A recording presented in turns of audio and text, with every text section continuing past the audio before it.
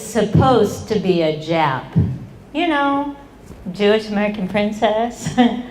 My mom was a Jap, my sisters are Japs. And my last summer in the States, I even had a Jappy boyfriend, Mark Rothman. I called him Mark Summer Fling Rothman. He was hot, and he knew it, with a 70s John Travolta hairdo.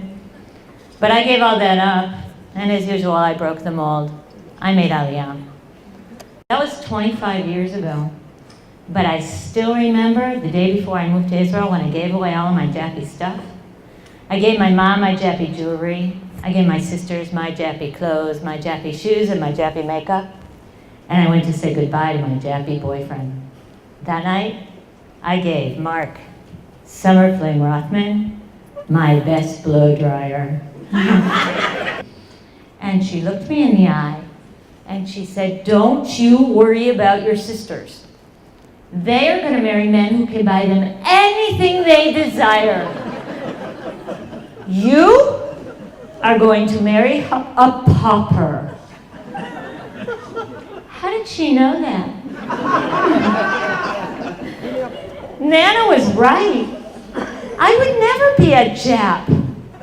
I was destined to be a JIP, Jewish Israeli pauper. Mom, the kids don't really know a lot of English, but they know their magic words. And my mom said, "Okay, that's great." We were there for maybe 5 minutes, and my daughter stubbed her toe. And she said, "Shit, fuck, goddamn son of a bitch!" My mom said, "Are those the magic words you've been teaching your children?"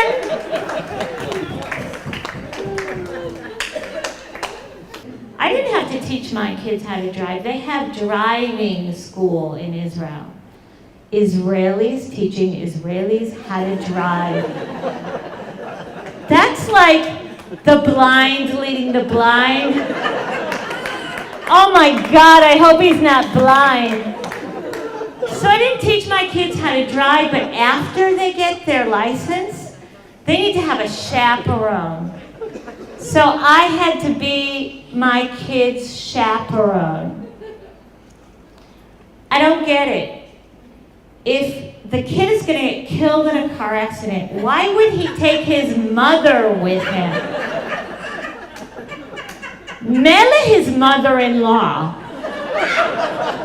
But his mother? But I agreed to do this because I wanted to teach my kids driving manners. What I didn't tell you is that in addition to being a JIP and trying to do comedy, I'm a childbirth educator. Some of you have been in my courses, yeah. So remember that I taught you that when you're having contractions in the car, a really good way to deal with the contractions, you do this, okay? There's the passenger side door, you have one of those handles above the window. You know the handle? Yeah? You put one hand here, and you put another hand on the dashboard, and you breathe.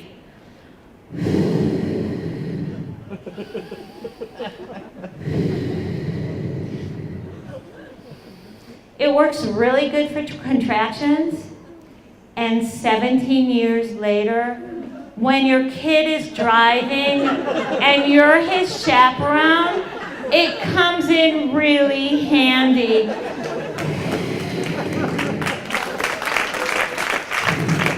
I took them to the wall in Jerusalem. Now, when we were at the wall, my mom stood there for the longest time. She was like praying, I guess, you know, talking to this wall. And when she finished, she came to me and she said, "I've just had a revelation." Wow. My mom, a revelation at the wall? I said, "Wow, Mom, what?" And she said, "Living with your father, I have been talking to a wall for years." I never thought to write a note and shove it in. She said, I want to buy some of these Jerusalem stones and take them home and build a wall so that I can put notes in for your father. I said, Mom, you cannot buy Jerusalem stone and take it home. And she said, why not? They sold me mud in the Dead Sea. They sold me holy water in the Sea of Galilee. They sold me canned Jerusalem air, for God's sake. Why can't I take some of these stones home? So when you're trying to deal with my mom when she's being irrational, you have to think like she does. So I said, Mom, if you even try to take one of those Jerusalem stones home on the plane, you will have to pay for being overweight.